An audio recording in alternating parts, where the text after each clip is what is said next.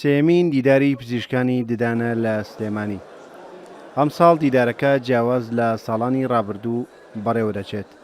تێیدا پزیشکانی ددان بێ بەرامبەر لە ماوەی 2 ڕۆژدا لە پانێڵ و وەرکشۆپ و سیمینارەکان سودمەند دەبن.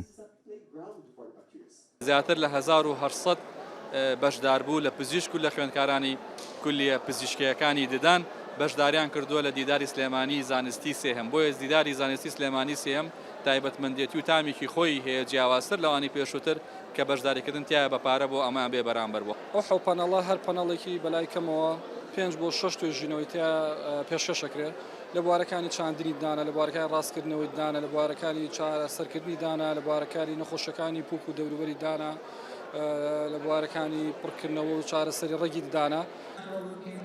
لەسەر ئاستری نێودوڵەتی لە 6 وڵاتی جیهانەوە توێژەر و پسپۆڕ و پزیشکانی بواری ددان تێیدا بەشدارن. هاوکات زیاتر لە 25 کۆمپانیای کەرەستە جیاوازەکانی بواری چارەسەر و جوانکاری ددان لەم دیدارەدا ئامادەن. پزیشکی پسپۆڕی ددانی منداڵان و لە ئێرانەوە هاتووم. وەگوانە بێژ بانگەشکراوم لەم دیدارەتە. سلێمانی شارێکی زۆر جوانە. سلێمانی شاری خەڵکی بیرمەند و بەناوبانگە. من ئەم شارە و ئەم دیدارم بەلاوە خۆشە. هیوادارم هاریکاری نێوان کۆمەڵگە پزیشکەکانی ئێران و کوردستان بەردەوامی هەبێت.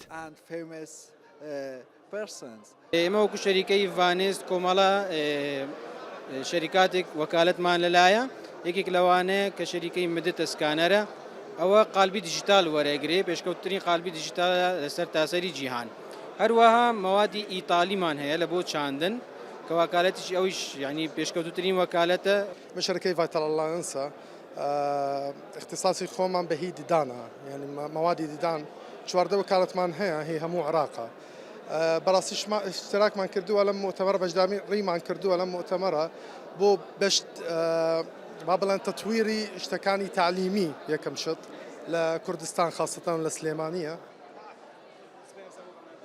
سێمین دیداری پزیشکانی ددان لقی سلێمانی سندیکای پزیشکانی ددانی کوردستان بە هەمانگی لەگەڵ کۆلێژی پزیشکی ددانی زانکۆی سلێمانی ڕێکیان خستووە و ئامانج لە دیدارەکە ئاشناکردنی پزیشکانی ئەو بوارەیە بە زانستە نوێیەکانی بواری چارەسەر و جوانکاری ددان و هاوکات ڕەخساندنی دەرفەتی گونجاوە بۆ ئەو خوێندکارانەی لە داهاتوودا دەبن بە پزیشکی ددان.